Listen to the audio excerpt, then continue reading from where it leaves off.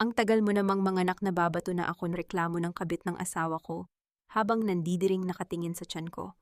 Sa mismong pamamahay ko naghahalikan sila habang pinipilit kong ubusin ang gamot na bigay nila gamot na pala para masira ang isip ko. Ginamit nila ang sinapupunan ko para sa sarili nilang luho at ang pera ko para sa kinabukasan nila. Pero nagkakamali sila. Hindi ako isang makina na pwedeng itapon. Ngayong hawak ko ang lahat ng ebidensya, handa na ba silang masunog sa impyernong sarili nilang gawa? Sino ang tunay na ina, ang nagbigay ng binhi o ang nagbuwis ng buhay? Babe, pakisabi naman sa asawa mo na bilisan niyang manganak. I can't wait to hold our baby. Sobrang dugyot na niya tignan sa mga stretch marks niya, nakakasuka. Ang mga daliri ni Althea ay natigilan sa gitna ng hangin. Ang kulay asul na sinulid na mahigit 3 oras niyang matyagang hinuhubog para sa kanyang magiging anak ay dahan-dahang nalaglag sa malamig na sahig. Ang kanyang hininga ay tila napako sa kanyang lalamunan tuyong-tuyo at may lasang kalawang. Ang liwanag ng screen ng cellphone ni Renzo na naiwan sa ibabaw ng tukador ay tila isang lason na dahan-dahang pumatak sa kanyang mga mata. Sumusunog sa bawat pangarap na binuo niya sa loob ng 5 taon ng kanilang kasal. Dahan-dahan sa kabila ng panginginig ng kanyang buong katawan, hinawakan niya ang telepono. Hinila niya ang screen upang basahin ang kasunod na mensahe mula sa pangalang Selena. Don't worry, Selena, aking asawa. Konting tiis na lang. Pagkapanganak niya, iaayos ko agad ang papel sa mental hospital para makuha natin ang bata at ang lahat ng yaman niya. She's just a free incubator for our perfect family. Hayaan mo siyang magpakapagod mag-alaga sa tiyan niya.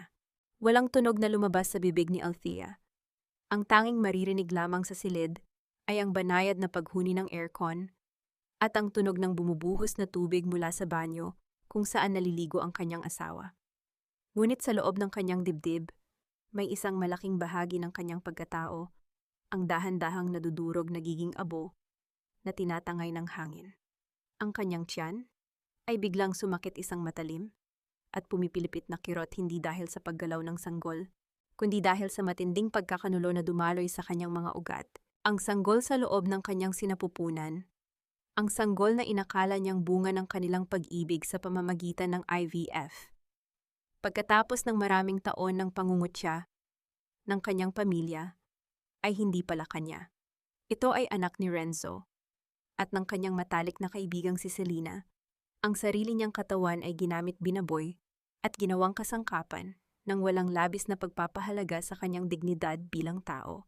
Narinig niya ang pagbago ng daloy ng tubig sa banyo. Patapos na si Renzo maligo. Sa loob ng ilang segundo sa gitna ng malaking bagyo sa kanyang utak, pinilit ni Althea na maging bato. Gamit ang nanginginig na mga daliri, mabilis niyang kinuha ang larawan ng mga mensahe. Gamit ang sarili niyang telepono, at ipinadala ito sa kanyang lihim na email. Pagkatapos ibinalik niya ang telepono ni Renzo sa eksaktong posisyon nito sa ibabaw ng tukador. Humakbang siya pabalik sa kanyang tumba-tumba. Kinuha ang nalaglag na sinulid at pilit na ipinikit ang kanyang mga mata habang pinipigilan ang pagtulo ng luha. Bumukas ang pinto ng banyo. Lumabas si Renzo na may ngiti sa kanyang mga labi amoy lavender at bagong ligo. Lumapit siya kay Althea, lumuhod sa kanyang harapan at banayad na hinawakan ang kanyang tiyan. Ang hawak na iyon na dati ay nagpaparamdam sa kanya ng init ngayon, ay tila kuryenteng gumagapang na may kasamang matinding dumi. Babe, bakit gising ka pa? May masakit ba sa'yo? Baka mapagod ang baby natin. Malambing na tanong ni Renzo, ang kanyang mga mata ay puno ng mapagpanggap na pag-aalaga. Tumingin si Althea sa mukha ng lalaking pinagkatiwalaan niya ng kanyang buhay.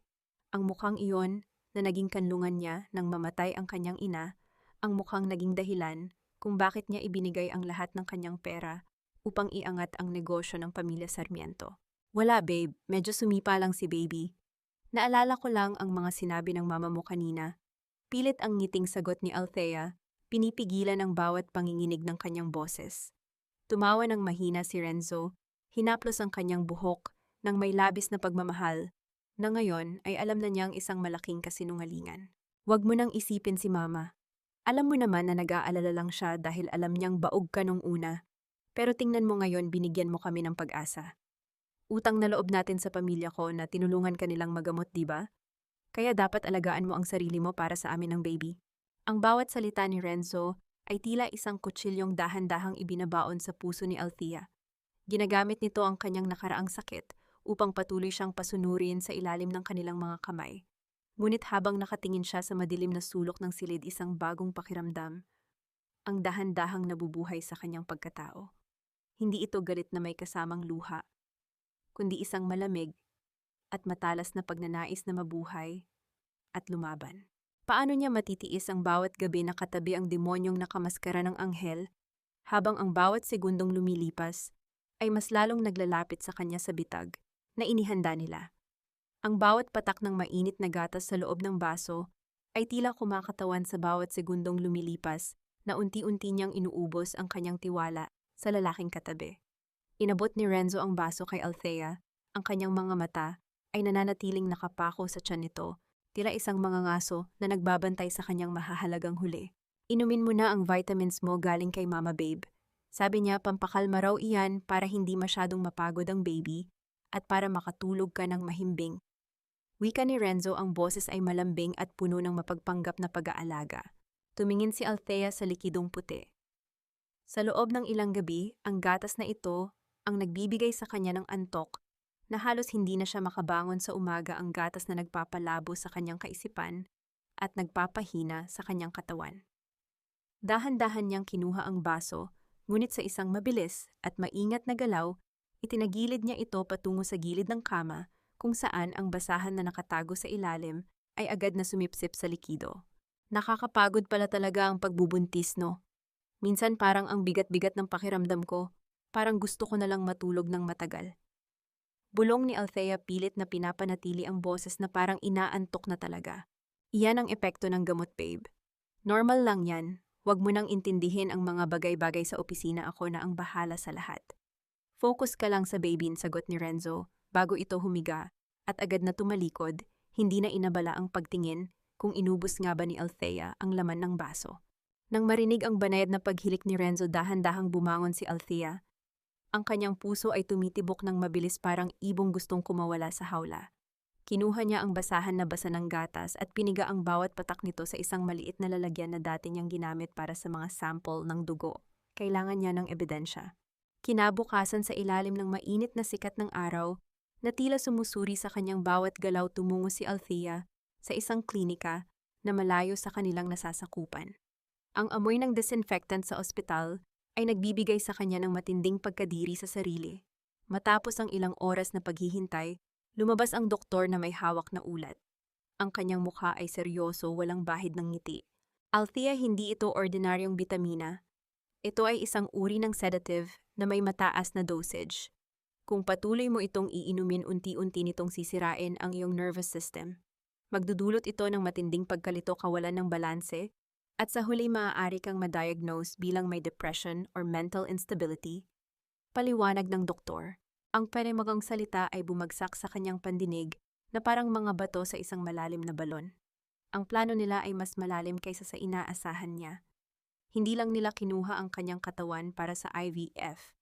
Gusto nilang ipasok siya sa isang mental facility kapag naisilang na ang bata, upang sa gayon ay wala siyang kakayahang lumaban o maghabla sa harap ng korte.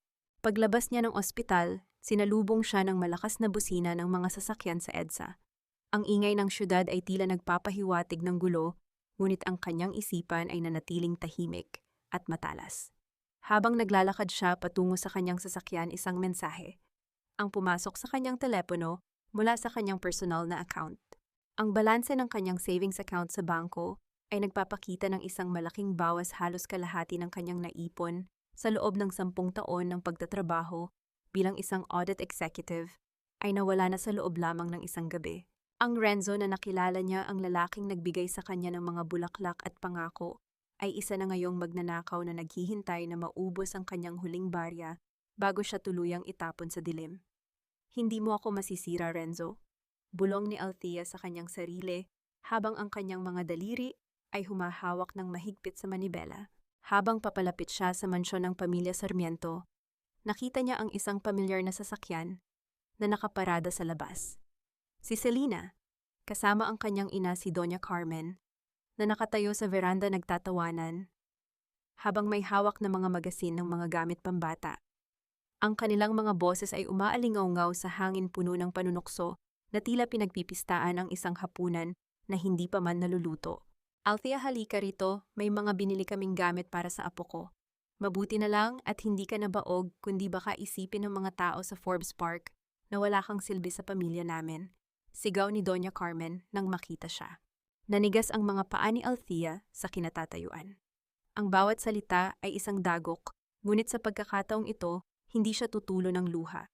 Huminga siya ng malalim, inayos ang kanyang suot at naglakad patungo sa kanila nang may ngiting hindi umabot sa kanyang mga mata, isang ngiti na nagtatago ng isang malalim na diskarte. Sabi ko naman sa'yo, Renzo, kailangan natin ng penthouse. Masyadong maliit ang 2-bedroom para sa atin at sa baby. Ang boses ni Selena ay parang isang matalim na huni ng lamok sa pandinig ni Althea habang nakatitig siya sa monitor ng kanyang laptop sa loob ng madilim na silid-aralan. Ang bawat numero sa spreadsheet na kanyang sinusuri ay tila mga tulo ng dugo na nagmumula sa sarili niyang mga ugat. Bilang isang senior auditor, ang mga numero ay hindi nagsisinungaling. Nakita niya ang bawat paglipat ng pondo mula sa kanyang personal na account patungo sa isang shell company na nakarehistro sa ilalim ng pangalan ng isang malayong kamag-anak ni Renzo. 10 milyong piso. Iyan ang halaga ng pagod at puyat ni Althea sa nakalipas na 3 taon, ang perang inilaan niya para sa kinabukasan ng kanyang pamilya na ngayon ay ginagamit na pambayad sa isang luxury condominium sa Bonifacio Global City para sa kanyang asawa at sa kabit nito. Isinara ni Althea ang laptop nang marinig ang tunog ng takong ng sapatos na papalapit sa kanyang silid. Inayos niya ang kanyang mukha, pinahid ang anumang bakas ng panghihina at huminga ng malalim bago bumukas ang pinto. Pumasok si Selena na may dalang isang mangkok ng sarsa. Ang kanyang suot na mamahaling silk robe ay tila sumasayaw sa bawat hakbang at sa kanyang leeg ay kumikinang ang isang pamilyar na hiyas. Ang diamond necklace na ibinigay ng yumaong ina ni Althea sa kanya noong araw ng kanyang kasal na inakala niyang nawala noong nakaraang buwan. Hi Ate Althea, gising ka pa pala. Pinagluto kita ng sarsa, pampalakas daw ito, sabi ni Tita Carmen. Para naman hindi ka mukhang lantang gulay paglabas ng baby natin. Wika ni Selena, ang kanyang boses ay puno ng mapang-uyam na tamis. Tumayo si Althea, ang kanyang mga mata ay nanatiling nakapako sa kwintas na suot ng babae. Saan mo nakuha ang kwintas na yan, Selena? Parang familiar kasi sa akin. Hindi man lang kumurap si Selena. Hinawakan niya ang hiyas at tila lalong ipinagmalaki ito. Ito ba, regalo ito sa akin ng isang napaka-special na tao? Sabi niya, mas bagay daw ito sa akin kaysa sa dating may-ari na hindi naman marunong magpahalaga sa ganda. Ang dugo ni Althea ay tila kumukulong, ngunit nanatiling tuwid ang kanyang tayo. Lumapit siya ng dahan-dahan kay Selena, sapat na upang maamoy ang pabango nito, ang paboritong pabango ni Renzo. Bagay nga sa'yo, Selena, pero alam mo sa mundo ng auditing ang mga bagay na mukhang mamahalin pero nakuha sa nakaw ay tinatawag naming liability. At ang liability, kahit gaano pa kakinang sa huli, ay itinatapon din dahil nagdadala lang ng malas sa balanse ng buhay. Malamig na tugon ni Althea. Nawala ang ngiti sa mga labi ni Selena. Ano bang pinagsasabi mo? Baka dahil lang yan sa hormones mo kaya ka nagiging paranoid. Inumin mo na lang itong sarsa para kumalma ka. Iwan mo na lang dyan. Busog pa ako sa mga kasinungalingang ipinapakain niyo sa akin araw-araw. Sabi ni Althea bago tumalikod at bumalik sa kanyang mesa. Nang lumabas si Selena na may kasamang malakas na pagsara ng pinto, napaupo si Althea at hinawakan ang kanyang tiyan. Ramdam niya ang malakas na pagsipa ng sanggol sa loob.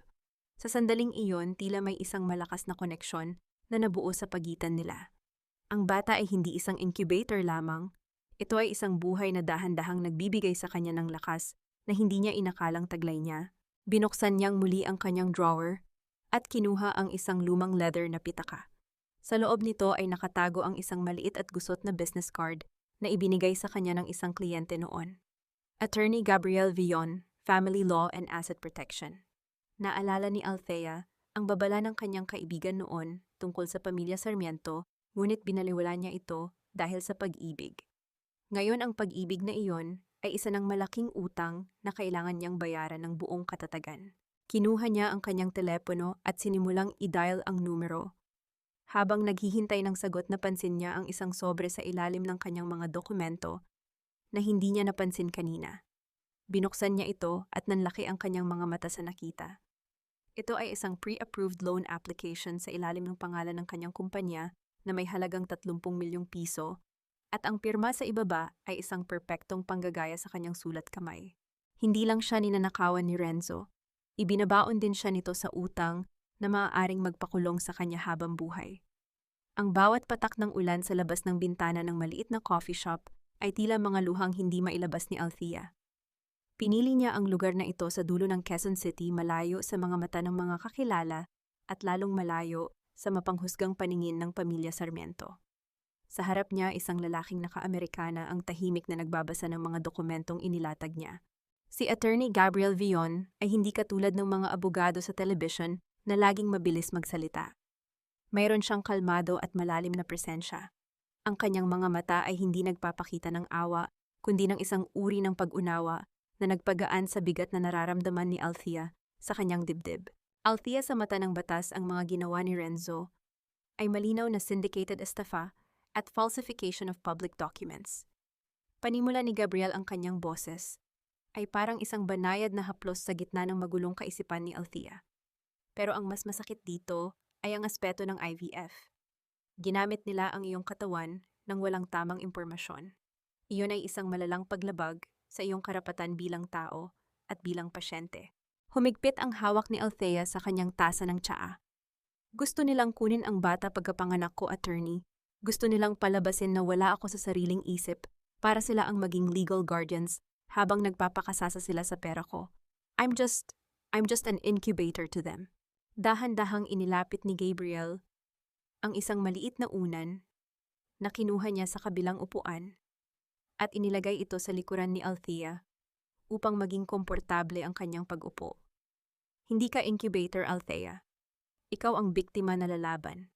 At narito ako para siguraduhin na bawat sentimo na kinuha nila at bawat sakit na idinulot nila ay may katumbas na pananagot. Sa unang pagkakataon, matapos ang ilang araw ng pagkakalunod sa dilim na ramdaman ni Althea, na may humahawak sa kanyang kamay upang hilingin siyang umahon. Ang pag-aalaga ni Gabriel ay walang bahid ng mali siya. Ito ay purong respeto, isang bagay na nakalimutan na niyang maramdaman sa loob ng sarili niyang tahanan. Bakit parang hindi ka na nagulat sa pangalan ng mga Sarmientoan? Tanong ni Althea, napansin ang bahagyang pagbabago sa ekspresyon ng abogado nang mabanggit ang kanyang biyanan na si Doña Carmen. Tumingin si Gabriel sa malayo sa mga sasakyang nag-uunahan sa gitna ng ulan. Matagal na silang kilala sa mundo ng negosyo, Althea. Pero hindi lahat ng kinang ay ginto.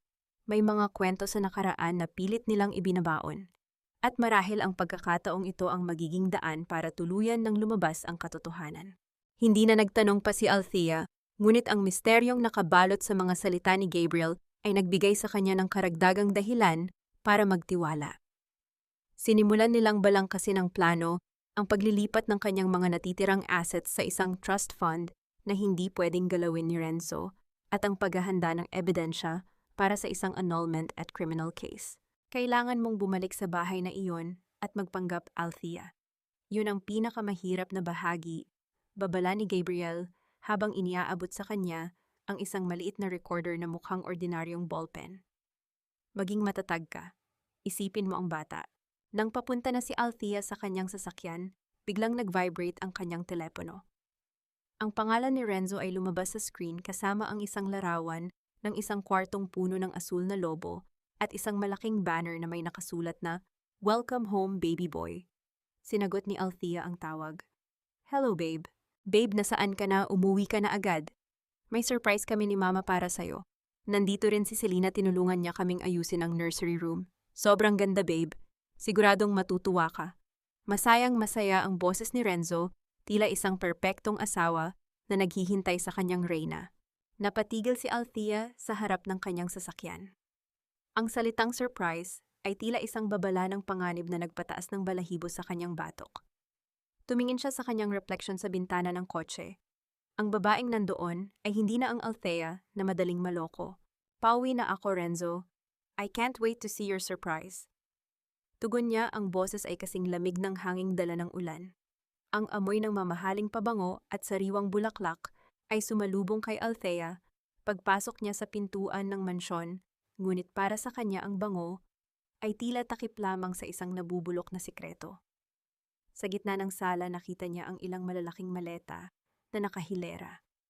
Ang puso niya ay tumibok ng mabilis, isang babala na hindi niya maaaring balewalain. Babe, nandito ka na. Masayang sinalubong siya ni Renzo at hinalikan siya sa pisngi. Ang hawak nito sa kanyang balikat ay tila isang bakal na nagkukulong sa kanya. Surprise, dito muna titira si Selena sa atin. May problema kasi sa pamilya niya sa probinsya at kailangan niya ng kasama. Tutulungan ka rin niya sa pag-aalaga sa sarili mo habang papalapit ang panganganak mo. Lumabas si Doña Carmen mula sa kusina, may hawak na baso ng juice at may malapad na ngiti na hindi umabot sa kanyang matatalas na mata. Huwag kang mag-alala, Althea. Utang na loob natin sa pamilya ni Selena ang marami nating koneksyon noon. At tandaan mo, noong mamatay ang nanay mo at baon kayo sa utang sa ospital, ang pamilya ko ang nagbayad ng lahat. Maliit na bagay lang itong pagpapatuloy natin sa kanya. Ang salitang utang na loob ay tila isang sampal sa mukha ni Althea. Ibinabato ito sa kanya tuwing gustong makuha ng mga Sarmiento ang kanilang gusto. Nanatiling tahimik si Althea, ang kanyang mga kamay ay mahigpit na nakakapit sa kanyang bag kung nasaan ang recorder na ibinigay ni Gabriel. Salamat, ma. Nakakatuwa naman na naisip niyo yan, pilit na sagot ni Althea. Nasaan si Selena? Nandoon siya sa itaas, babe. Inaayos niya ang nursery room. Pinili niya ang mga kortina at wallpaper. Sabi ko nga mas magaling ang taste niya sa mga ganyang bagay kaysa sa atin. Sabi ni Renzo habang inaakay siya paakyat. Pagdating sa nursery, tila binitay ang hininga ni Althea. Ang kwartong inisip niyang magiging kanlungan ng kanyang anak ay puno na ng mga gamit na hindi niya pinili. Ang bawat sulok ay sumisigaw ng presensya ni Selena. Nakita niya ang babae na masayang nagkakabit ng mga asul na laso sa crib. Ate Althea, ganda, diba? Lumingon si Selena, ang kanyang mga mata ay kumikinang sa tagumpay. Sabi ni Kuya Renzo, gusto niya ng royal theme para sa anak natin. Ay sorry, anak niyo pala. Ngumiti si Althea, isang ngiting kasing talim ng labaha. Ang ganda nga, Selena, parang ikaw na ikaw ang nakatira dito. Minsan nakakalimutan ko kung sino ba talaga ang nakatira sa bahay na ito at sino ang bisita lang. Bahagyang natigilan si Selena, ngunit agad ding bumalik ang kanyang kumpiyansa. Nagpatuloy ang gabi sa isang hapunan na puno ng plastik na tawanan at mga kwentong puno ng pasaring. Pagdating ng hating gabi, nagpanggap si Althea na natutulog na, ngunit ang kanyang pandinig ay nakabukas sa bawat tunog sa labas ng kanyang silid. Narinig niya ang banayad na pagbukas at pagsara ng pinto sa kabilang kwarto. Dahan-dahan siyang bumangon, bitbit ang recorder na pen at lumapit sa pinto ng kusina sa ibaba kung saan narinig niya ang mga bulong. Renzo, sawang-sawa na ako sa pag-arte na parang katulong dito. Boses yon ni Selena Martinez at puno ng inis. Kailan ba natin siya ililigpit? Tignan mo nga, lalong tumataba at pumapangit, nakakairita siyang tignan sa tabi mo. Konting tiis na lang, babe, sagot ni Renzo at narinig ni Althea ang tunog ng paghalik nito sa balat. Kapag lumabas na ang bata, may certificate na tayo mula sa doktor na hindi siya matino. Dadalhin natin siya sa facility sa Tagaytay. Doon mabulok man siya, hindi na natin problema. Ang mahalaga sa atin ang bata at sa akin ang lahat ng perang pinaghirapan niya. Siguraduhin mo lang, ha? Baka mamaya maawa ka pa sa kanya dahil sa laki ng tiyan niya, panunukso ni Selena. Maawa sa isang baog na ginamit lang natin para maging incubator, never, Selena. You are my only queen. Wika ni Renzo na sinundan ng kanilang mahinang tawanan na tila mga demonyong nagdiriwang. Nakasandal si Althea sa malamig na pader ng hallway, ang kanyang dibdib ay mabilis na tumataas at bumababa. Ang bawat salitang narinig niya ay tila mga latay sa kanyang puso, ngunit ang kanyang mga mata ay nanatiling tuyo. Wala nang luha para sa mga taong ito. Dahan-dahan siyang bumalik sa kanyang kwarto, ngunit bago pa niya mahawakan ang doorknob, biglang bumukas ang pinto mula sa loob. Nakatayo doon si Selena, may hawak na maliit na tray na may baso ng tubig at isang maliit na plastic na may lamang gamot. Ate, bakit gising ka pa? Nakalimutan mong inumin ang vitamins mo. Sabi ni Kuya Renzo, kailangan mo raw nito para hindi ka maging masyadong stressed. Sabi ni Selena habang dahan-dahang lumalapit ang liwanag mula sa hallway ay nagpapakita ng isang kakaibang kinang sa kanyang mga mata. Gusto mo bang tulungan kitang uminom, ate, o gusto mong ako na ang magpiga nito sa bibig mo? Ang boses ni Selena ay naging malamig at ang distansya sa pagitan nila ay tila naglaho kasabay ng paglabas ng isang matalim na karayom mula sa bulsa ng kanyang robe. Huwag kang magmalinis, Althea. Alam nating dalawa na wala kang silbi sa bahay na ito kundi ang maglabas ng bata. Bulong ni Selena ang kanyang boses ay tila lason na dahan-dahang gumagapang sa pandinig ni Althea. Ang dulok ng karayom ay kumikinang sa ilalim ng malamig na ilaw ng hallway, papalapit ng papalapit sa braso ni Althea. Sa isang iglap, tila nagising ang lahat ng natutulog na lakas sa katawan ni Althea. Hindi siya sumigaw. Sa halip buong lakas niyang hinampas ang tray na hawak ni Selena. Ang tunog ng basong nagkadurog-durog sa sahig at ang pagtilamsik ng tubig ay umaling-aungaw sa buong pasilyo bumasag sa katahimikan ng hating gabi. Ano ba ate, bakit mo ginawa iyon? Tila nagulat na sigaw ni Selena agad na nagbago ang anyo nito mula sa pagiging demonyo patungo sa isang biktima nang makitang bumukas ang pinto ng silid ni Doña Carmen. Althea, ano na naman itong kaguluhan sa hating gabi, galit na bungad ng kanyang biyenan habang si Renzo ay mabilis na lumabas mula sa kusina. Ayaw niyang inumin ang gamot, tita. Tinatangkahan ko lang siyang tulungan pero bigla siyang nagwala. Umiiyak na sumbong ni Selena, itinatago ang karayom sa loob ng kanyang robe. Tumingin si Althea ng diretso sa mga mata ni Renzo. Ang kanyang puso ay tumitibok ng mabilis, halos marinig niya ang daloy ng sarili niyang dugo sa kanyang mga tainga. Masyadong matalim ang tingin ni Selena sa akin, Renzo. Natakot ako. Baka sa susunod hindi lang baso ang mabasag dito. Hindi na hinintay ni Althea ang kanilang sagot. Pumasok siya sa loob ng kanyang silid at mabilis na nilock ang pinto. Napasandal siya sa kahoy, ang kanyang mga kamay ay nakahawak ng mahigpit sa kanyang tiyan. Doon sa gitna ng dilim at takot, naramdaman niya ang isang malakas at sunod-sunod na sipa mula sa loob. Ito ang unang pagkakataon na naramdaman niya ang ganito kalakas na galaw. Sa kabila ng katotohanang hindi niya kadugo ang batang ito, sa kabila ng dumi ng planong bumuo rito, ang buhay na nasa loob niya ay inosente. Ang dugong dumadaloy sa puso ng sanggol ay galing sa kanya. Ang hangin na hinihinga nito ay mula sa kanyang mga baga. Hindi ko hahayaang saktan nila tayo. Bulong ni Althea, ang kanyang mga luha ay sa wakas ay pumatak, hindi dahil sa panghihina, kundi dahil sa isang panunumpa. Ikaw ang anak ko at ako ang tanging pamilya mo. Kinabukasan, sa ilalim ng lilim ng isang malaking puno sa parke, muling nagkita sina Althea at Gabriel. Ang sikat ng araw ay tila nagbibigay ng bagong pag-asa sa maputlang mukha ni Althea. Inabot ni Gabriel ang isang folder na puno ng mga legal na dokumento. Althea, naihanda ko na ang trust fund. Sa oras na mapirmahan mo ito, ang lahat ng assets na natitira sa pangalan mo ay mapupunta sa isang account na ikaw at ang bata lamang ang may karapatan. Kapag dumating ang tamang panahon, paliwanag ni Gabriel. Napansin niya ang pasa sa braso ni Althea na nakuha nito sa pakikipagbuno kay Selena kagabi. Dahan-dahang hinawakan ni Gabriel ang kamay ni Althea, isang hawak na puno ng respeto at tahimik na pangako. Laban lang, Althea. Konti na lang makakalabas ka rin sa impyernong iyon. Nandito ako, hindi kita pababayaan. Ang init ng kamay ni Gabriel ay tila isang gamot na nagpapatigil sa panginginig ng sistema ni Althea. Tumango siya at mabilis na nilagdaan ang mga papel. Salamat, Gabriel, ikaw lang ang tanging taong nagparamdam sa akin na may halaga pa ako bukod sa pagiging isang incubator. Ngunit ang katahimikan ng kanilang pag-uusap ay nabasag nang makatanggap si Althea ng isang email alert mula sa kanyang accounting software sa kumpanya. Ang kanyang mga mata ay nanlaki habang binabasa ang nilalaman nito. Isang loan application para sa halagang 30 milyong piso ang inaprubahan ng bangko, ang nakalagay na collateral. Ang mismong bahay na tinitirhan nila at ang lahat ng shares niya sa kumpanya. Ang pirma sa dulo ng dokumento ay isang perpektong kopya ng kanyang sulat kamay, ngunit ang petsa ng aplikasyon ay noong huling gabi ang gabi kung kailan pinipilit siyang patulugin ni Renzo gamit ang gatas. Gabriel, kailangan nating bilisan, panginginig na wika ni Althea. Isinangla ni Renzo ang buong buhay ko sa mga taong hindi ko kilala. At kung hindi ako makakabayad sa loob ng 3 buwan, mawawalan ako ng lahat. Pati na ang karapatan ko sa batang ito. Sa malayo nakita ni Althea ang sasakyan ni Renzo na dahan-dahang dumadaan sa tapat ng parke.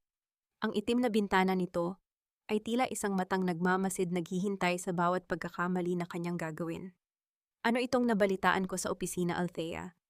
Bakit may nawawalang 10 milyong piso sa pondo ng kumpanya mo? Nagkakalat ka na ba ng pera dahil sa pagbubuntis mo o sadyang hindi mo na alam ang ginagawa mo? Ang boses ni Renzo ay umalingaw-ngaw sa buong sala, kasing talim ng isang latigo na humahampas sa katahimikan ng bahay. Nakatayo siya sa gitna ng silid, may hawak na mga peking ulat ng audit, habang si Doña Carmen at Selena ay nakaupo sa sofa, nagpapalitan ng mga makahulugang tingin na tila nanonood ng isang paboritong palabas sa telebisyon. Nakatayo lang si Althea, sa harap nila ang kanyang mga kamay, ay nanginginig hindi dahil sa takot, kundi dahil sa matinding pagsisikap na itago ang kanyang tunay na nararamdaman. Sa loob ng kanyang utak, mabilis na tumatakbo ang kanyang pagiging auditor. Alam niyang ang perang tinutukoy ni Renzo ay ang perang siya mismo ang nagnakaw. Ang bawat salita nito ay isang malinaw na gaslighting, isang paraan upang palabasin na siya ay nagiging pabaya at nawawala na sa katinuan. Hindi ko alam, hindi ko maalala na may ganoong transaksyon, Renzo. Pilit na panginginig ang boses ni Althea habang dahan-dahang humahawak sa kanyang ulo na tila nahihilo. Baka nga tama si Mama. Masyado na akong napapagod. Minsan parang lumalabo ang paningin ko pagkatapos kong uminom ng gatas sa gabi. Nakita ni Althea ang isang mabilis na ngiti sa gilid ng labi ni Selena. Tagumpay sila. Akala nila ay tuluyan na siyang nalulunod sa kanilang laro. "See, I told you, babe. Hindi na niya kaya," sabi ni Selena habang tumatayo at lumalapit kay Renzo. Hinahaplos ang braso nito sa harap mismo ni Althea. "Ate, wag ka nang mag-alala. Tutulungan ka ni Kuya Renzo na ayusin ang mga papeles. Pirmahan mo na lang itong mga authorization letters para siya na ang mag-manage ng lahat habang nagpapahinga ka." Inilapag ni Renzo ang isang tumpok ng mga dokumento sa mesa. Ang mga ito ay hindi lamang simpleng authorization, ito ay mga waiver ng kanyang mga karapatan sa kumpanya at sa bata. "Para sa inyo naman ito ni Baby Althea, para hindi ka na ma-stress," sabi ni Renzo. Ang kanyang boses ay naging malambing muli, isang nakakalason. Natamis na dati ay nagpapaniwala sa kanya. Kinuha ni Althea ang ballpen. Ang kanyang puso ay tumitibok ng mabilis, tila isang tambol sa gitna ng digmaan. Ngunit sa ilalim ng tumpok ng mga papel na ibinigay ni Renzo, mayroon siyang isiningit na sariling dokumento, isang acknowledgement of debt, at isang special power of attorney na ginawa ni Gabriel na nagsasabing lahat ng pondong ilalabas ni Renzo mula sa kumpanya ay ituturing na personal na utang nito sa kanya na may collateral na lahat ng ari-arian ng mga Sarmiento. Dahan-dahan niyang nilagdaan ang mga papel, tinitiyak na ang kanyang pirma ay mukhang medyo magulo, tila gawa ng isang taong hindi nakapokus. Pagkatapos ay iniabot niya ang mga ito kay Renzo. "Salamat, babe. Ikaw na muna ang bahala sa lahat. Pakiramdam ko ay kailangan ko ng matulog." Bulong ni Althea bago tumalikod at dahan-dahang naglakad paakyat ng hagdan. Nang makarating siya sa itaas, narinig niya ang mahinang tawanan ni Selena at Renzo sa ibaba. Ang tunog ng kanilang tagumpay ay tila isang musika sa pandinig ni Althea dahil hindi nila alam na sa bawat pirma na kinuha nila ay mas lalong hinihigpitan ni Althea ang lubid sa kanilang mga leeg. Pagpasok niya sa kanyang silid, agad siyang nag-message kay Gabriel, "The bait is taken. Prepare the next step." Makalipas ang ilang minuto, isang malakas na katok sa pinto ang bumasag sa kanyang panandaliang katahimikan. Pumasok si Doña Carmen, ang kanyang mukha ay puno ng isang peking katuwaan na mas nakakatakot kaysa sa kanyang galit. "Althea Hijamay, magandang balita ako." Dinaluhan siya ng biyenan at hinawakan ang kanyang mga kamay. "Dahil malapit na ang panganganak mo, napagdesisyunan namin na magkaroon ng isang grand baby shower sa susunod na linggo sa Grand Hotel. Inimbitahan ko na ang lahat ng mga kaibigan natin sa Forbes Park, ang mga board members ng kumpanya mo at ang media. Ipapakita natin sa kanila kung gaano kakaswerte sa pamilya namin." Naramdaman ni Althea ang isang malamig na kilabot sa kanyang likuran. Ang baby shower na ito ay hindi para sa kanya. Ito ay isang entablado kung saan plano nilang ipakita sa buong mundo na siya ay may problema sa mental na kalusugan upang mas mapadali ang kanilang plano na dalhin siya sa facility pagkatapos manganak. "Salamat po, ma, napakabuti niyo po." Sagot ni Althea. Ang kanyang mga mata ay nanatiling nakapako sa bintana kung saan ang dilim ng gabi ay tila nagpapahiwatig ng darating na bagyo. Isang linggo na lang at ang lahat ng dumi, lahat ng kasinungalingan at lahat ng sakit ay sasabog sa harap ng mga taong pinakaimportante sa mga Sarmiento. Ngunit bago lumabas si Doña Carmen, may iniwan siyang huling salita na nagpapatigil sa puso ni Althea. Ay oo nga pala Althea, ipinahanap ko na rin ang mga lumang gamit mo sa storage room. May nahanap kaming isang lumang diary mo nung bata ka pa. At may nalaman kaming napaka-interesanteng sikreto tungkol sa iyong tunay na pinagmulan. Ang pinto ay sumara ng may banayad na tunog iniiwan si Althea sa gitna ng isang bagong misteryong hindi niya inaasahan. Ang katahimikan sa loob ng silid ni Althea ay tila isang mabigat na kumot na dahan-dahang sumasakal sa kanya. Ang aking tunay na pinagmulan, bulong niya sa hangin ang kanyang mga mata, ay nananatiling nakatitig sa pintong isinara ni Doña Carmen. Sa loob ng maraming taon, ang alam ni Althea ay ulila na siya sa ama at ang kanyang ina lamang ang nagtaguyod sa kanya hanggang sa mamatay ito sa sakit. Ang pamilya Sarmiento ang nagmistulang tagapagligtas niya, ang nagbayad ng lahat ng utang na iniwan ng kanyang ina o iyon ang palaging ipinapaalala sa kanya. Dali-daling kinuha ni Althea ang kanyang telepono at tinawagan si Gabriel. Ang kanyang boses ay nanginginig hindi dahil sa lamig ng aircon, kundi dahil sa bagong takot na baka ang buong pundasyon ng kanyang buhay ay itinayo sa ibabaw ng isang malaking kasinungalingan. Gabriel, may binanggit si Doña Carmen tungkol sa isang lumang diary at sa aking ama. Mabilis na sabi ni Althea nang sagutin ng abogado ang tawag. Sabi niya may sikreto raw ang aking pinagmulan. Posible bang may iba pang dahilan kung bakit nila ako kinuha sa pamilya nila bukod sa pag-ibig ni Renzo? Althea, huminga ka ng malalim kalmadong sagot ni Gabriel. Maririnig ang kalansing ng mga tasa sa kabilang linya tila nasa isang tahimik na silid ito. Huwag kang padala sa laro nila. Maaaring panakot lang iyon para mawala ka sa focus. Pero huwag kang mag-alala, ipapasilip ko sa aking investigator ang background ng pamilya ng nanay mo at ang connection nito sa mga Sarmiento bago ka pa ikasal kay Renzo. Nang ibaba ni Althea ang telepono, narinig niya ang tawanan ni Selena at Renzo mula sa kabilang kwarto, ang kwartong dapat ay nursery ng kanyang anak. Ang tunog ng kanilang halakhak ay tila mga tinik na tumutusok sa kanyang balat. Hindi na siya makakatulog. Lumabas siya ng silid at dahan-dahang bumaba ng hagdan upang kumuha ng tubig, tinitiyak na hindi gagawa ng anumang ingay ang kanyang mga hakbang sa makinis na sahig. Sa kusina, naabutan niya ang dalawang katulong na nagbubulungan sa dilim. Nang makita siya ng mga ito, agad silang tumahimik at yumuko, ngunit hindi nakaligtas kay Althea ang mapanghusgang tingin sa kanilang mga mata. Alam ng buong bahay, alam ng lahat na ang asawa ng kanilang amo ay isa na lamang palamuti, habang ang tunay na reyna ay ang babaeng nasa itaas. Ang tsismis ay mabilis na kumakalat, at alam ni Althea na pinamumunuan ito ni Doña Carmen upang tuluyan siyang malunod sa kahihiyan. Ma'am Althea, gusto niyo po ba ng gatas? Ipinagbilin po ni Ma'am Selena na dapat ay uminom kayo bago matulog. Wika ng isang katulong, ang boses ay puno ng pilit na galang. Hindi na. Tubig na lang. Malamig na sagot ni Althea. Pinanood niya ang katulong habang isinasali ng tubig. Sa bawat galaw nito, nararamdaman ni Althea ang pagiging estranyo sa loob ng sarili niyang pamamahay. Kinabukasan, ang mansyon ay naging pugad ng abala. Ang mga event planners ay pabalik-balik bitbit ang mga sample ng asul at gintong dekorasyon para sa grand baby shower. Si Selena ang nagbibigay ng mga utos, tila siya ang reyna ng okasyon, habang si Althea ay pinaupo lamang ni Doña Carmen sa isang sulok upang magpahinga. Ate Althea, huwag kang mag-alala, sa gown mo ako na ang pumili. Sabi ni Selena habang humahaplos sa kanyang sariling manipis na baywang, tila ipinapamukha kay Althea ang pagbabago ng katawan nito. Gusto ko ay mukha kang kagalang-galang kahit na medyo malaki na ang tiyan mo, para naman hindi mapahiya si Kuya Renzo sa mga board members. Ngumiti si Althea, ang kanyang mga daliri ay dahan-dahang humahaplos sa tela ng kanyang upuan.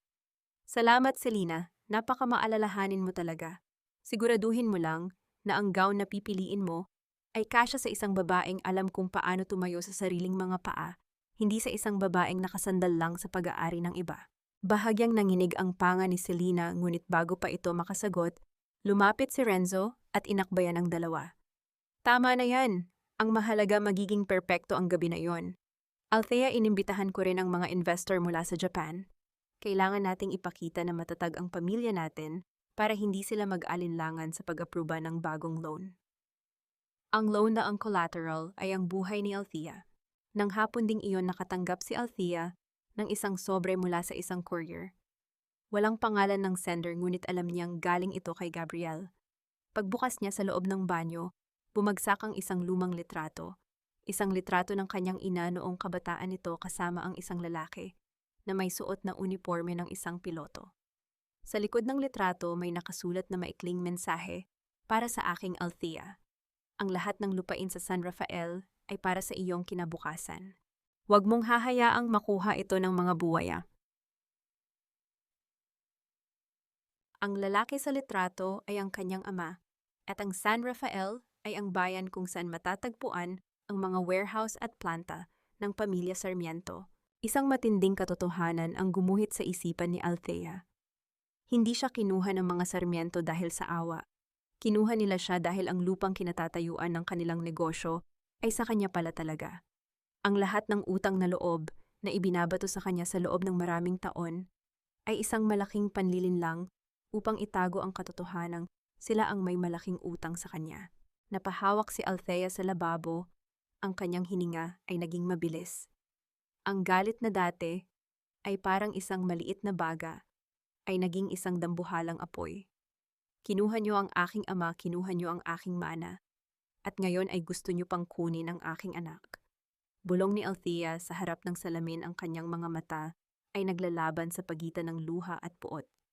Pero sa pagkakataong ito, ako ang kukuha ng lahat sa inyo. Bakit ka nakatitig sa vault, Althea? May hinahanap ka ba na hindi ko alam, te?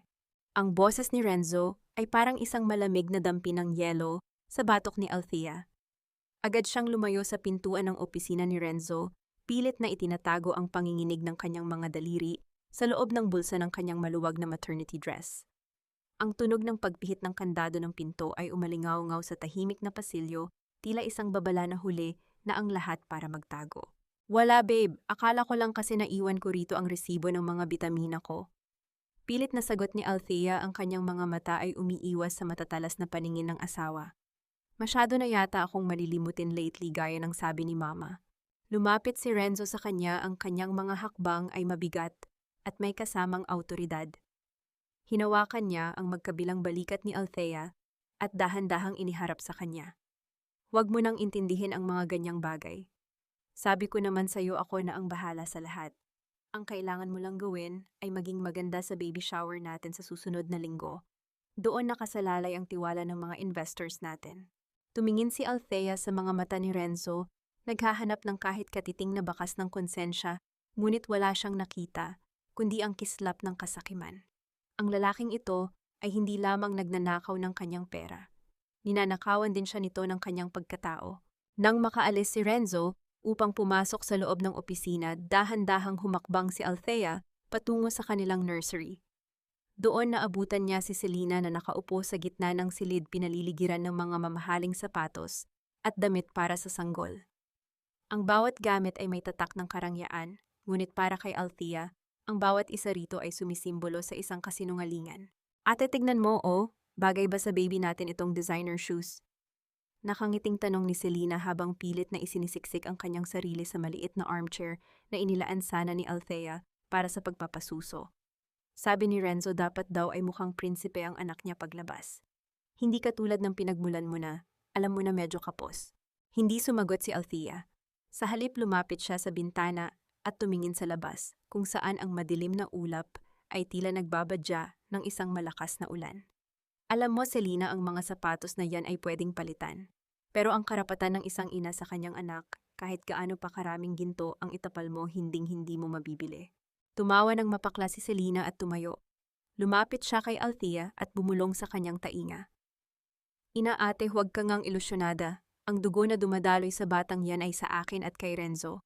Ikaw lang ang lalagyan. At kapag nakuha na namin ang gusto namin, ibabalik ka namin sa kung saan ka nararapat sa putikan. Ang mga salita ni Selena ay tila mga sampal, ngunit sa pagkakataong ito, hindi nanliit si Althea.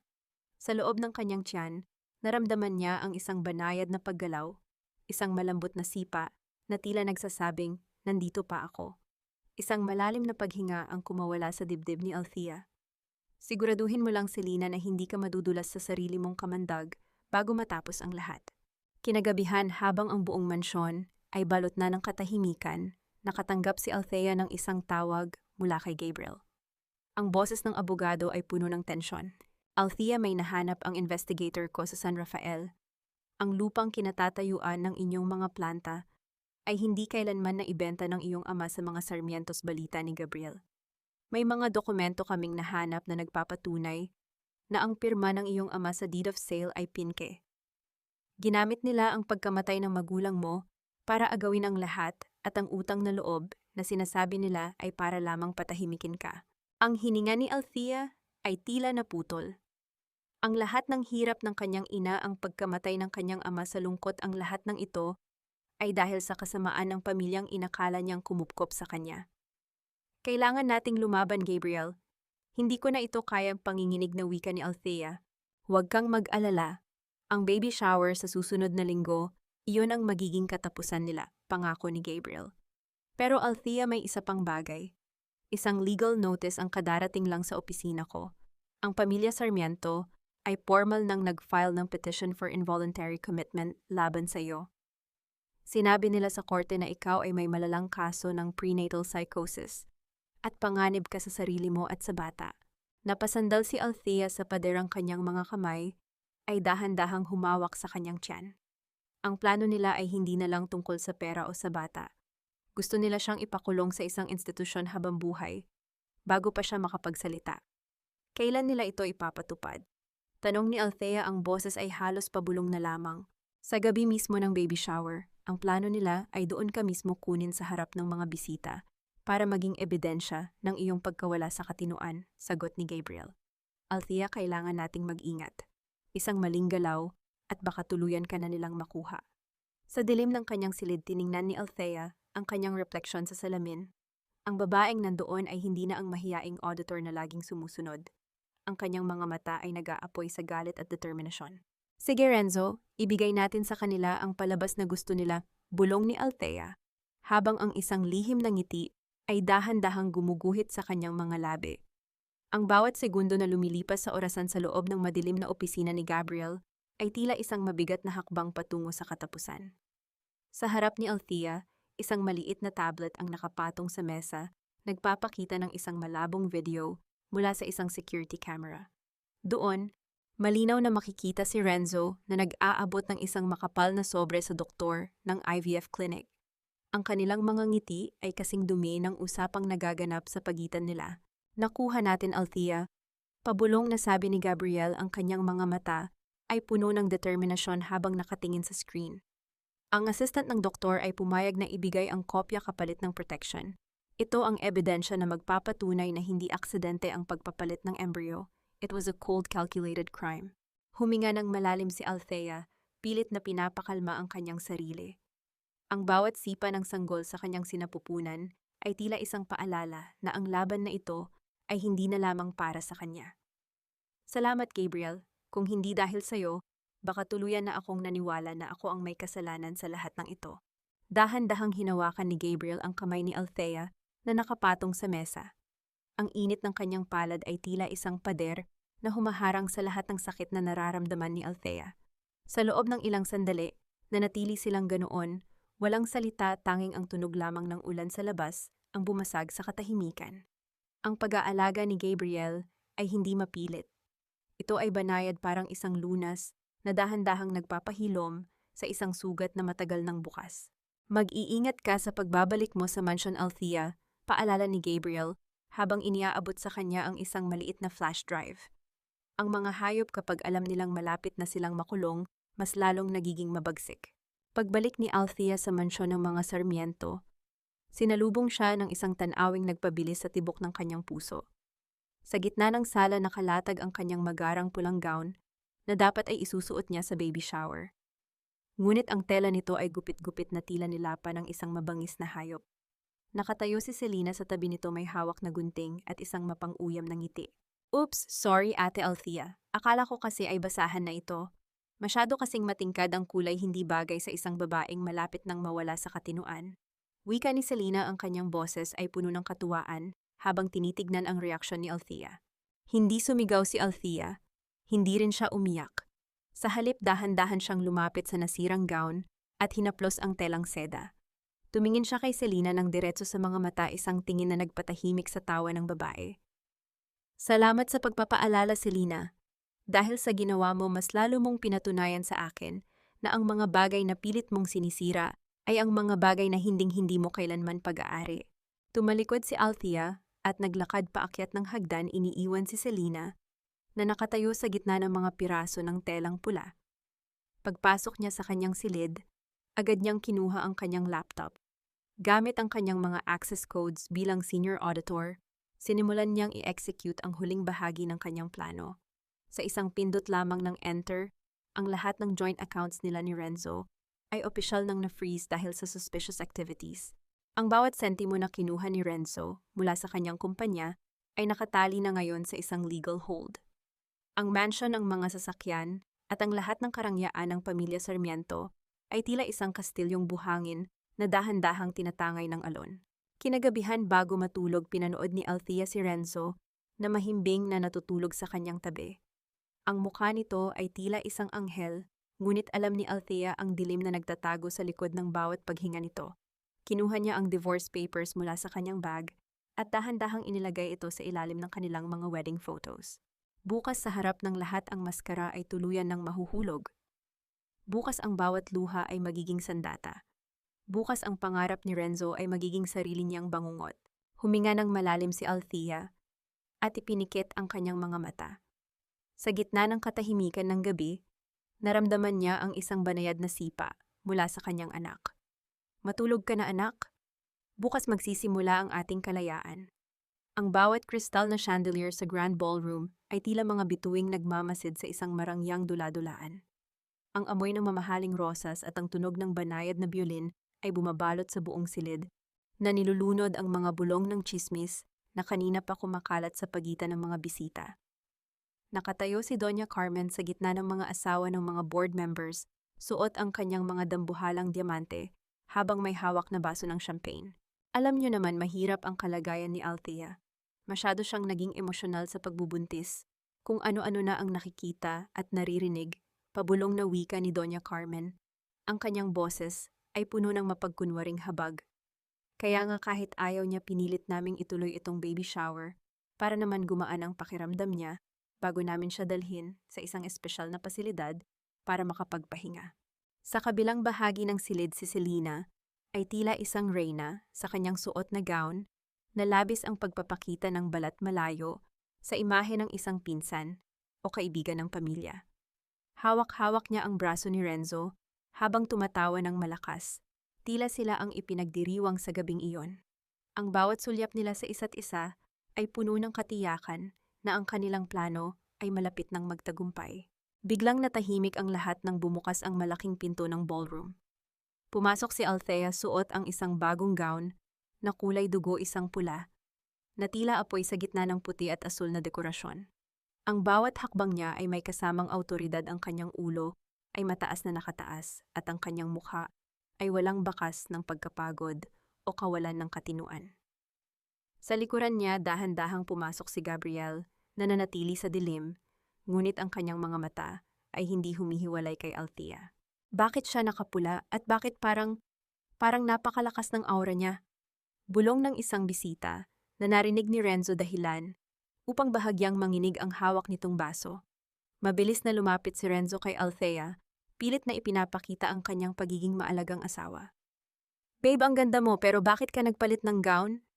Akala ko ba ay iyong pinili ni Selena ang isusuot mo? Masyadong manipis ang telang pinili ni Selena, Renzo. Madaling mapunit gaya ng mga pangako nyo. Malamig na tugon ni Althea, sapat lamang upang marinig ng kanilang mga katabi. Nagsimula ang programa. Umakyat si Renzo sa bentahe. Kinuha ang mikropono at nagsimulang magsalita. Maraming salamat sa inyong lahat. Ang gabing ito ay para sa aking asawa, si Althea, na nagbuwis ng lahat para sa aming pamilya. Alam nating lahat ang hirap na pinagdaanan niya, at bilang asawa gagawin ko ang lahat upang siguraduhin na siya ay mabibigyan ng sapat na pangangalaga at katahimikan sa mga susunod na buwan. Nagkaroon ng mahinang palakpakan, ngunit bago pa makababa si Renzo, tumayo si Althea at naglakad patungo sa gitna ng entablado. Kinuha niya ang mikropono mula sa kamay ni Renzo, na tila nagulat sa kanyang kilos. Salamat sa napakagandang mensahe, Renzo. Napakamaalalahanin mo talaga. Wika ni Althea, ang kanyang boses ay umaalingaw sa bawat sulok ng ballroom. Lumingon siya kay Gabriel, na dahan-dahang sumenya sa mga tauhan ng security na i-lock ang lahat ng pinto ng silid. Dahil marami tayong bisita rito kabilang ang mga board members ng aming kumpanya, at ang media na isipan kung may kulang sa ating pagdiriwang. Patuloy ni Althea, ang kanyang mga mata ay tumatagos sa takot na nagsisimulang gumuhit sa mukha ni Renzo at Selena. Bago tayo maghiwa ng cake, may inihanda akong isang special na video. Isang kwento ng tunay na pagmamahalan, sakripisyo at ang katotohanan sa likod ng batang dinadala ko. Dahan-dahang namatay ang mga ilaw sa ballroom. Ang malaking LED screen sa likod ni Althea ay biglang nagliwanag, naglalabas ng isang mahinang ugong mula sa mga speaker. Althea, ano ba itong ginagawa mo? Umalis ka na riyan. Pilit na pabulong na sigaw ni Doña Carmen mula sa kanyang upuan, ngunit huli na ang lahat. Narinig ang isang mahinang tunog ng pagpihit ng switch, at sa screen ay lumabas ang unang imahe, ang mukha ni Renzo at Selena sa loob ng isang madilim na silid. Malinaw na maririnig ang kanilang mga boses na nagtatawanan habang pinag-uusapan ang paglipat ng embryo at ang pagpapakulong kay Althea sa mental hospital. Ang buong ballroom ay nabalot ng isang nakabibinging katahimikan bago ito napalitan ng mga singhap ng pagkagulat mula sa mga bisita. Ang tunog ng recording ay nagsimulang gumaralgal sa buong silid, bawat salita ay tila isang hatol ng kamatayan para sa mga Sarmiento. Ang bawat salitang lumalabas sa mga speaker ng ballroom ay tila mga bala na tumatama sa katahimikan ng gabi. Isang libreng incubator lang siya, Selena. Pagkatapos niyang manganak, itatapon natin siya sa mental hospital at sa atin na ang lahat. Ang boses ni Renzo na kanina lang ay puno ng tamis, ngayon ay naging kasing talim ng kamatayan. Ang bawat bisita ay tila napako sa kanilang kinatatayuan. Ang mga baso ng champagne ay nananatiling nakataas sa hangin habang ang mga bulong ay dahan-dahang napalitan ng malalakas na singhap ng pagkagulat at pandidiri. Patayin niyo yan, ngayon din patayin niyo ang screen. Galyang sigaw ni Renzo habang nagkakandara pa siyang bumaba sa entablado upang sugurin ang tech booth. Ngunit bago pa man siya makalapit, hinarang siya ng 4 na malalaking lalaki na nakasuot ng barong, ang security team na inihanda ni Gabriel. Ang bawat hakbang ni Renzo ay napigilan at ang kanyang muka ay dahan-dahang nawalan ng kulay, naging kasing puti ng papel. Tumingin si Althea sa kanyang asawa mula sa itaas ng entablado. Ang kanyang mga mata ay walang bakas ng luha, tanging isang malamig at matalim na paninindigan. Bakit, Renzo, hindi ba't gusto nyo ng isang palabas na hindi makakalimutan ng lahat ito na iyon? Ang katotohanan sa likod ng inyong mga ngiti. Biglang tumayo si Doña Carmen, ang kanyang mga kamay ay nanginginig habang hawak ang kanyang dibdib, pilit na umaarte, na parang hihimatayin. Kasinungalingan ito, huwag kayong maniwala sa kanya. Nababaliw na ang babaeng iyan, gaya ng sinabi ko sa inyo kanina. Gawa-gawa lang ang recording na iyan. Baliw po ba ang tawag nyo sa isang taong may hawak ng mga dokumentong ito? Ma-upa. Malamig na tugon ni Althea habang inilalabas ang isang makapal na folder. Ito ang mga dokumento ng paglilipat ng pondo mula sa kumpanya ko patungo sa account ni Selena. Ito rin ang deed of sale ng lupa sa San Rafael na kinuha niyo sa ama ko sa pamamagitan ng peking pirma. At higit sa lahat, ito ang medical report mula sa klinika na nagpapatunay na sinadya ninyong palitan ng embryo. Ang bawat salita ni Althea ay tila mga sampal sa mukha ng pamilya Sarmiento sa harap ng pinakamataas na lipunan ng Manila. Ang mga matatandang kababaihan na kanina ay nakikinig sa tsismis ni Doña Carmen, ay ngayon ay nagpapakita na ng lantad na pandidiri. Isang baso ng alak ang biglang tumapon sa mukha ni Selena mula sa isang hindi kilalang bisita, kasunod ng mga salitang mang-agaw, walang hiya. Si Selena na kanina ay naglalakad, na parang Reyna, ay ngayon ay nagtatago sa likuran ni Renzo, ang kanyang gown ay basa at ang kanyang make-up ay nagsisimulang kumalat sa kanyang mukha. Wala na ang kanyang kumpiyansa, tanging takot na lamang ang natira sa kanyang mga mata. Tapos na ang laro nyo, wika ni Gabriel, habang dahan-dahang lumalapit sa entablado, dala ang isang grupo ng mga kalalakihan na naka-uniforme. Mr. Renzo Sarmiento, you are under arrest for syndicated estafa and multiple counts of falsification of public documents. Doña Carmen, kailangan nyo rin sumama para sa questionable ninyong pakikialam sa mga ari-arian ni Althea. Ang tunog ng mga posas na sumasara sa mga kamay ni Renzo ay umalingaw sa buong ballroom, mas malakas pa kaysa sa anumang palakpakan. Ang kahihiyan o hiya na pilit nilang iniiwasan ay ngayon ay nakatatak na sa kanilang mga pangalan habang buhay. Nakita ni Althea ang kanyang asawa na dahan-dahang hinihila palabas, ang bawat sulyap nito sa kanya ay puno ng galit na walang saysay. Ngunit sa gitna ng kanyang tagumpay, isang biglaang matalim na kirot ang gumuhit sa ibabang bahagi ng tiyan ni Althea. Ang kanyang paningin ay bahagyang lumabo at ang bawat ingay sa ballroom ay tila naging malayo at malabo. Napahawak siya sa gilid ng rostrum, ang kanyang mga daliri ay nagiging maputi sa higpit ng kapit. Althea, anong nangyayari? Mabilis na lumapit si Gabriel. Ang kanyang boses ay puno ng matinding pag-aalala. Hindi nakasagot si Althea. Naramdaman niya ang isang mainit na likidong dumadaloy sa kanyang mga binti, unti-unting dinudumhan ang kanyang pulang gown. Ang sakit ay naging mas matindi, tila may 1,000 karayom na tumutusok sa kanyang sinapupunan. Ang kanyang hininga ay naging mabilis at mababaw. Gabriel, ang bata. Bulong ni Althea bago siya tuluyang mawalan ng lakas sa kanyang mga tuhod. Ang tunog ng pagbagsak ni Althea sa sahig at ang sigaw ni Gabriel para sa tulong ay ang huling bagay na narinig bago ang lahat ay nabalot ng dilim.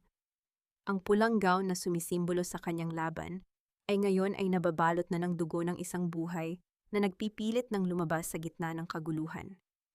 Ang iyak ng ambulansya na humahawi sa trapiko ng Maynila ay tila isang desperadong panawagan para sa buhay. Sa loob ng sasakyan, ang bawat pagyanig ng kalsada ay nagdudulot ng matalim na kirot sa katawan ni Althea. Ang kanyang paningin ay nakapako sa kisame ng ambulansya habang ang bawat hininga niya ay may kasamang tunog ng paghihirap. Ang kanyang kamay ay mahigpit na nakakapit sa kamay ni Gabriel na tila doon lamang siya kumukuha ng lakas upang hindi tuluyang lamunin ng dilim. Althea, lumaban ka. Malapit na tayo. Pabulong na wika ni Gabriel, ang kanyang boses ay nanginginig sa matinding pag-aalala. Hinawakan niya ang noo ni Althea na basang-basa ng malamig na pawis. Ang bawat patak ng dugo sa pulang gown ni Althea ay tila isang sumpa na nais niyang burahin, ngunit ang tanging magagawa niya ay ang manatili sa tabi nito.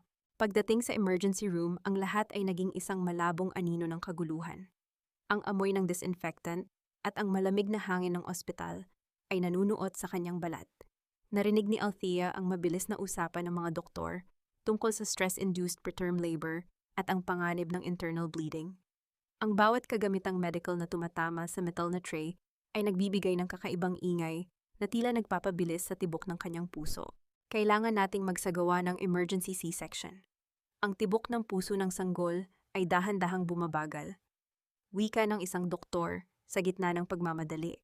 Dinala si Althea sa loob ng delivery room. Ang malakas na ilaw sa itaas ay tila isang mapanghusgang mata. Sa bawat segundong lumilipas, nararamdaman ni Althea ang unti-unting pagkawala ng kanyang lakas. Ang bawat hiwa sa kanyang kaisipan ay tila mas masakit kaysa sa anumang pisikal na sugat. Naalala niya ang mga tawa ni Renzo, ang pangungutya ni Selena at ang bawat gabing pinilit siyang patulugin ng gatas na may lason. Hindi ako pwedeng mamatay. Hindi ko pwedeng iwan ang anak ko sa kanila. Bulong ni Althea sa kanyang sarili. Ang kanyang mga labi ay tuyong-tuyo. Pinilit niyang idilat ang kanyang mga mata sa gitna ng matinding pagkahilo. Sa bawat pagkirot ng kanyang sinapupunan, isang panalangin ang kanyang binibitawan, hindi para sa sarili, kundi para sa batang hindi man niya kadugo, ay naging bahagi na ng kanyang kaluluwa. Sa labas ng silid, si Gabriel ay hindi mapakali. Ang bawat hakbang niya sa pasilyo ay may kasamang bigat ng pananagutan. Umupo siya sa bangko at idinikit ang kanyang mga palad sa kanyang mukha. Sa loob ng maraming taon bilang abogado, marami na siyang nakitang kasamaan. Ngunit ang ginawa ng mga Sarmiento kay Althea ay isang uri ng kalupitan na hindi niya mapatawad. Ang kanyang tahimik na panalangin ay bumasag sa katahimikan ng pasilyo. Isang hiling na sana ay mabigyan pa ng pagkakataon ang babaeng nagbuwis ng lahat para sa isang pangarap na ginamit laban sa kanya. Makalipas ang ilang oras na tila walang katapusan, ang isang matinis at malakas na iyak ay bumasag sa tensyon sa loob ng delivery room. Ang tunog na iyon ay tila isang himala na nagpabukas sa mga mata ni Althea. Ang iyak ng sanggol ay kasing linaw ng kristal, isang tunog ng tagumpay laban sa lahat ng kasamaang binalak ng mga Sarmiento. Isang malusog na sanggol na lalaki, Althea. Wika ng doktor habang dahan-dahang inilalapit ang bata sa kanyang mukha. Nang maramdaman ni Althea ang balat ng sanggol sa kanyang pisngi, ang bawat sakit at paghihirap ay tila naglaho. Ang amoy ng bagong silang na bata ay nagbigay sa kanya ng isang uri ng kapayapaan na hindi niya naramdaman sa loob ng 5 taon. Anak ko! Bulong niya, ang mga luha ng tunay na kaligayahan ay sa wakas ay dumaloy sa kanyang mga mata. Dinala si Althea sa isang private room upang magpahinga. Doon dahan-dahan siyang nakatulog habang yakap ang pag-asang akala niya ay nawala na. Ngunit ang kanyang kapayapaan ay panandalian lamang. Kinaumagahan, bago pa man tuluyang magising ang diwa ni Althea, ang pinto ng kanyang silid ay marahas na bumukas. Hindi ang nurse na may dalang pagkain ang pumasok, kundi ang abogado ng pamilya Sarmiento, kasama ang 2 lalaking naka-uniforme. May hawak silang isang dokumento na may selyo ng korte. Magandang umaga, Mrs. Sarmiento. Wika ng abogado sa isang malamig at walang emosyong boses. Narito kami para ipatupad ang emergency custody order. Dahil sa resulta ng DNA mula sa klinika na nagpapatunay na si Selena Aragon ang biological mother ng batang iyan, at dahil sa iyong kasalukuyang kondisyon sa mental na kalusugan na naitala sa aming petisyon, ang korte ay nagpasya na pansamantalang ibigay ang bata sa aming pangangalaga. Napatayo si Althea sa kanyang pagkakahiga sa kabila ng hapdi ng kanyang tahi. Ang kanyang puso ay tumibok ng kasing bilis ng kidlat. Ano, hindi maaari? Ako ang nagdala sa batang ito. Ako ang ina niya. Sa mata ng batas, ikaw ay isang manggagawang ginamit lamang ang sinapupunan, Althea. Patuloy ng abogado habang dahan-dahang lumalapit sa crib ng sanggol. Ibigay niyo ang bata ng maayos o mapipilitan kaming gamitin ang kapangyarihan ng mga pulis na kasama namin. Ang tanging maririnig sa silid ay ang mabilis na paghinga ni Althea at ang mahinang pag-ungol ng sanggol na tila nararamdaman ang panganib na nagbabanta. Ang mga kamay ni Althea ay nanginginig habang pilit niyang inaabot ang kanyang anak, habang ang mga lalaking naka-uniforme ay nagsimula ng humakbang patungo sa kanya. Ang bawat hibla ng tahi sa kanyang tiyan ay tila binabatak ng apoy nang pilitin ni Althea na harangan ang crib ng kanyang anak. Ang kanyang mga kamay, na nanginginig sa panghihina, ay nakakapit ng mahigpit sa bakal na bakod ng higaan ng sanggol. Ang kanyang hininga ay gumaralgal, bawat buntong hininga ay may kasamang hapdi na tila hinihiwa ang kanyang kaisipan. Hindi niyo kukunin ang anak ko. Pabulong ngunit mariing wika ni Althea, ang kanyang mga mata ay nananatiling nakapako sa abogado ng mga Sarmiento. Kailangan niyo muna akong patayin bago niyo mahawakan ang batang ito. Huwag mo nang pahirapan ang sarili mo, Althea. Tugon ng abogado, ang kanyang boses ay walang bahid ng awa habang inaayos ang kanyang salamin. May utos ang korte. Ang biological reality ay hindi mo mababago. Ang bata ay pag-aari ni Selena Aragon. Ikaw ay isang kasangkapan lamang na tapos na ang gamit. At sa kondisyon mo ngayon, mas lalo mo lang pinatutunayan na hindi ka fit na maging magulang. Isang pulis ang humakbang pasulong, ang tunog ng kanyang mabibigat na sapatos sa tiles ng ospital ay tila mga martilyong tumatama sa puso ni Althea. Ngunit bago pa man nito mahawakan ng crib ang pinto ng silid, ay bumukas ng malakas, tumama sa pader at lumikha ng isang tunog na bumasag sa tensyon. Pumasok si Gabriel, ang kanyang mukha ay seryoso at ang kanyang mga mata ay nag-aapoy sa galit na kontrolado. May hawak siyang isang asul na folder at isang recorder na nakabukas. Bitawan niyo ang batang iyan. Utos ni Gabriel, ang kanyang boses ay umaalingaw-ngaw sa buong silid, puno ng awtoridad na nagpapatigil sa mga pulis. Attorney Mendoza, ang custody order na hawak mo ay nakuha sa pamamagitan ng panlilinlang. Nag-file na kami ng urgent motion para i-stay ang order na iyan dahil sa ebidensya ng panunuhol ni Doña Carmen sa presiding judge. Napatigil ang abogado ng mga Sarmiento, ang kanyang kumpiyansa ay dahan-dahang napalitan ng pag-aalinlangan. Anong pinagsasabi mo? Hawak ko ang batas dito. Ang batas ay hindi ginagamit para sa krimenton. Sagot ni Gabriel habang lumalapit kay Althea at dahan-dahang inilalagay ang kanyang kamay sa balikat nito upang bigyan siya ng suporta. Mayroon kaming ebidensya na si Selena Aragon ay may kasaysayan ng paggamit ng pinagbabawal na gamot sa ibang bansa na sapat na dahilan para ituring siyang unfit parent. At higit sa lahat, ang kasong kidnapping at serious illegal detention laban kay Renzo Sarmiento ay sapat na para hindi mapunta sa poder niyo ang bata. Tumingin si Gabriel sa mga pulis. Kung itutuloy niyo ang pagkuha sa bata sa gitna ng questionabling order na ito, isasama ko kayo sa kasong obstruction of justice at grave abuse of authority. Gusto niyo bang mawala ng lisensya dahil lang sa utang na loob sa mga Sarmiento? Ang mga pulis ay dahan-dahang umatras nagkakatinginan ng may pag-aalinlangan. Ang abogado ni Renzo ay namula sa galit, ngunit wala siyang nagawa kundi ang ayusin ang kanyang mga papeles. Hindi pa ito tapos, Vion. Magkikita tayo sa korte. Nang lumabas ang mga ito, tila nawalan ng hangin sa buong silid.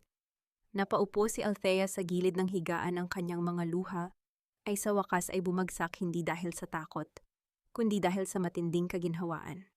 Mabilis na lumapit si Gabriel at kinuha ang sanggol mula sa crib, dahan-dahang inilagay ang bata sa mga bisig ni Althea. Salamat, Gabriel. Maraming salamat, hikbi ni Althea, habang hinahalikan ang noo ng kanyang anak. Akala ko ay tuluyan na nila kaming paghihiwalayin. Hindi mangyayari iyon, Althea. Hanggat humihinga ako, walang kukuha sa inyo. Pangako ni Gabriel, ang kanyang boses ay banayad at puno ng katapatan. Ang bata ay nananatili sa iyo. Ang sakripisyo mo, ang dugo mo na dumaloy sa kanya, iyan ang tunay na nagdidikta kung sino ang ina. Makalipas ang ilang araw, ang huling laban sa korte ay naganap. Sa gitna ng tahimik na silid ng hukuman, dahan-dahang binasa ng hukom ang hatol.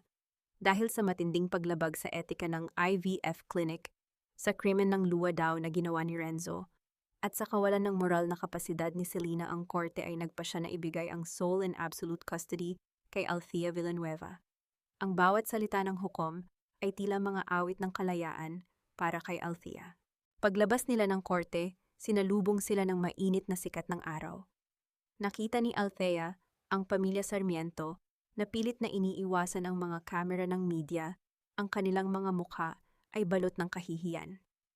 Si Renzo ay dinala pabalik sa selda, habang si Doña Carmen ay iniwan ng kanyang mga dating kaibigan.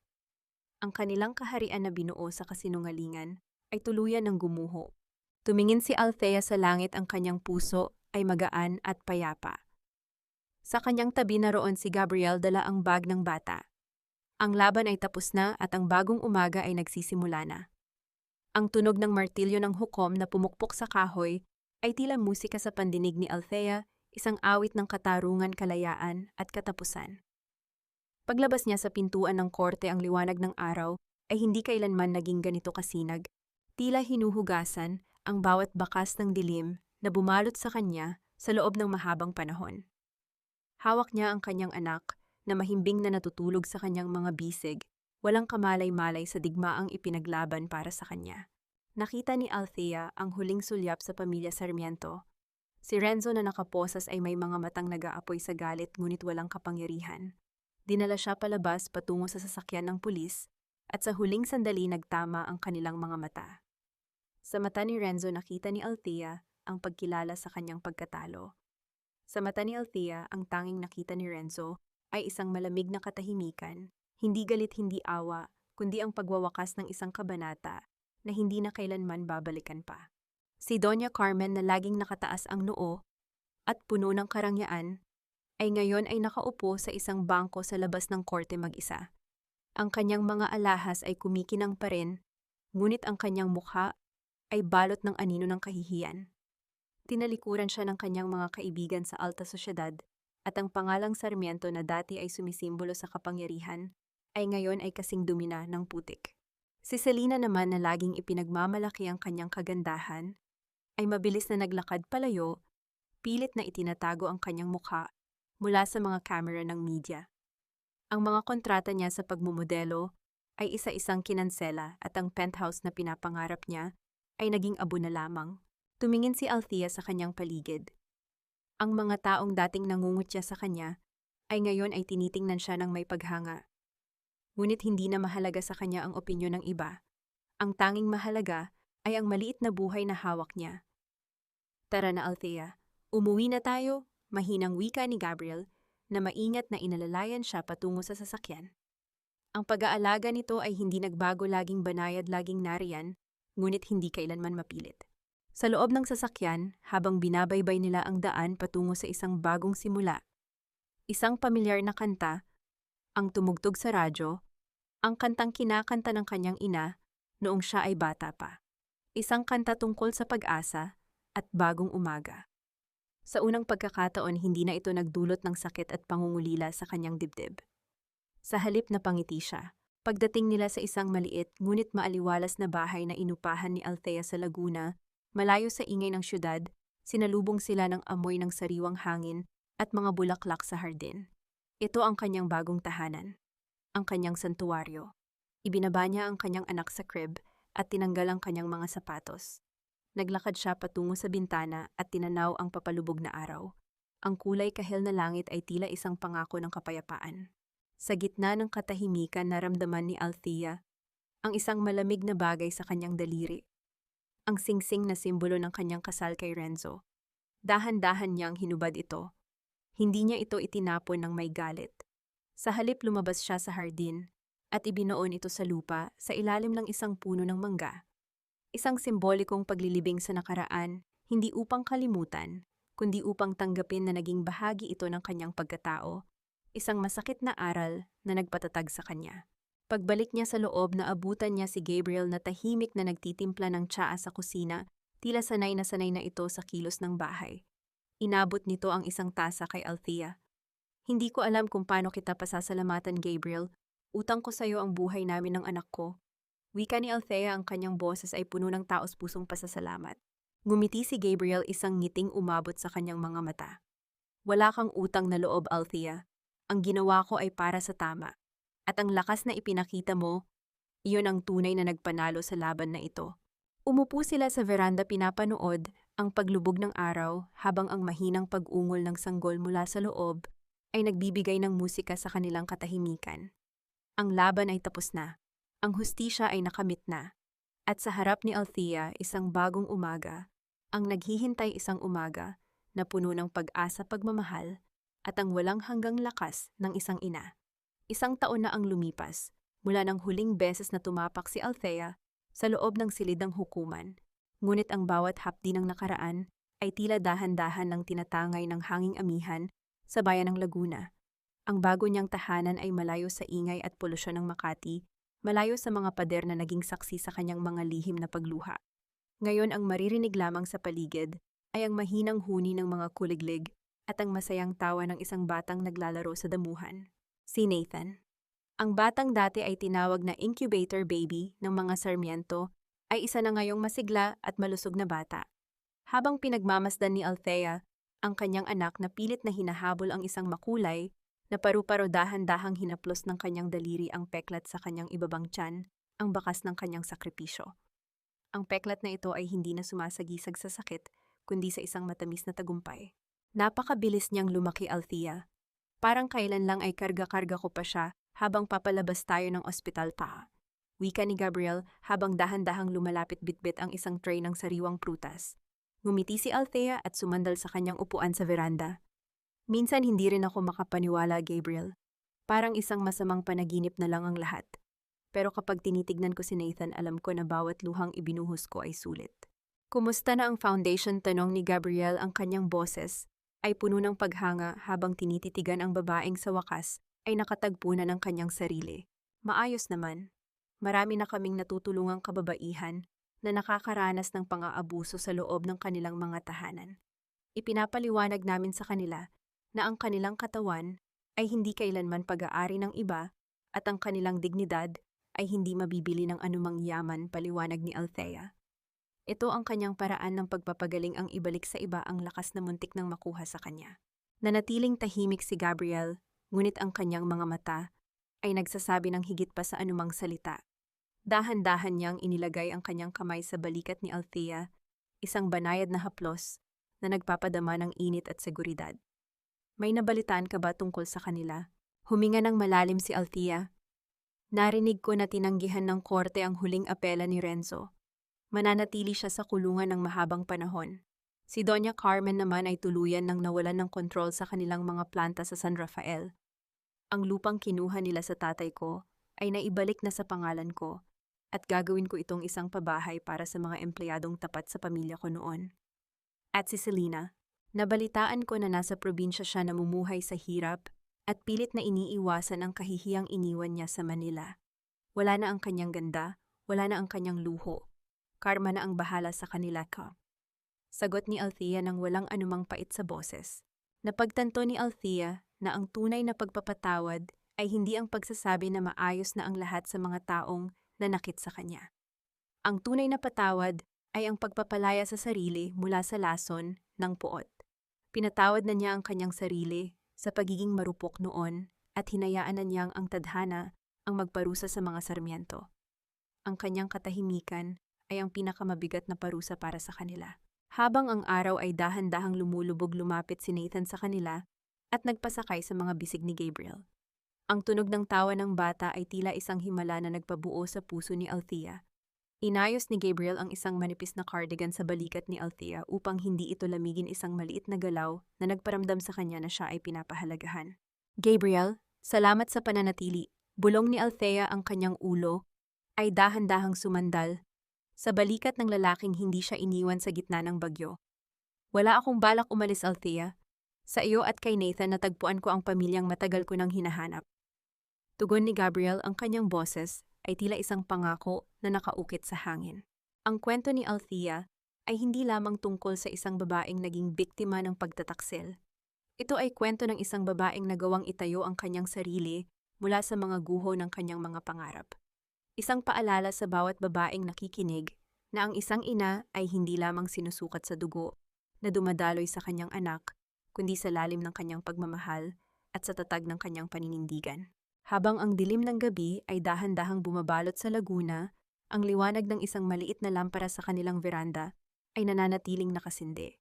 Isang liwanag na sumisimbolo sa isang bagong simula, isang bagong pag-asa, at isang buhay na sa wakas ay malaya na.